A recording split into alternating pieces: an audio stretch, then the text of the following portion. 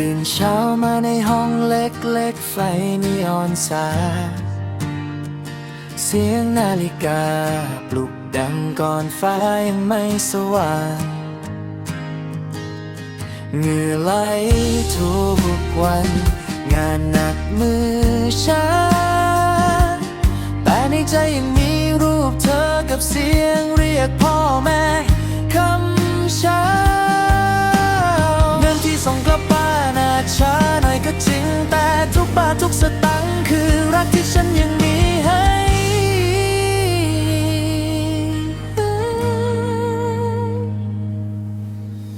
ไกล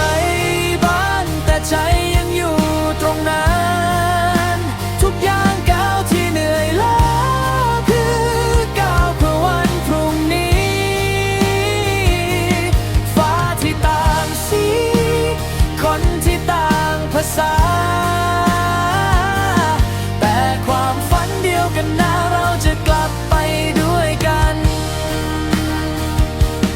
อยู่ตรงนี้ฉันยังมีเธอเป็นแรงใจภาพลูกยิ้มภาพแม่ตักข้าวรอแม้คืนนี้หนาวแม้เหนื่อยจนแทบล้มขอแค่ยังหายใจฉันยังสู้ต่อไปได้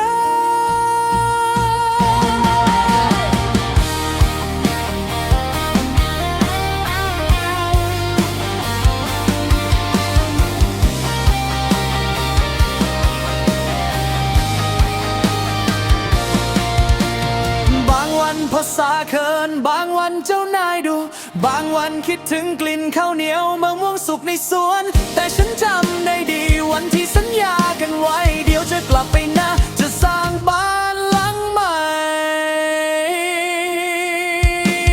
ไกลบ้านแต่ใจยังอยู่ตรงนั้นทุกอย่างก้าวที่เหนื่อยล้าคือก้าวเพื่อวันพรุ่งนี้ฟ้าที่ต่างสีคนที่ต่างภาษาแต่ความฝันเดียวกันนะเราจะกลับไปด้วยกัน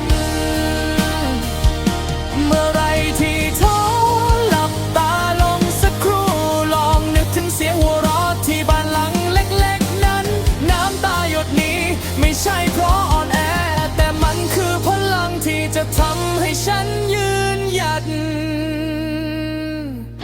สุดท้าย